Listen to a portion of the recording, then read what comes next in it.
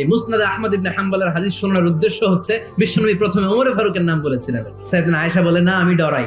একবার বিশ্বনবীর সব বিবিরা ধরলেন, ও নবী আমাদেরকে এটা দেন ওইটা দেন, ঘরে এইটা নাই ওইটা নাই ওইটা নাই। বিশ্বনবীকে আমার কাছে কিচ্ছু নাই, যদি এমনি আমার বউ হয়ে থাকতে চাও থাকো, তা না হলে যা লাগবে কিনে দেবো, সাথে সাথে তালাকও দিয়ে দিব।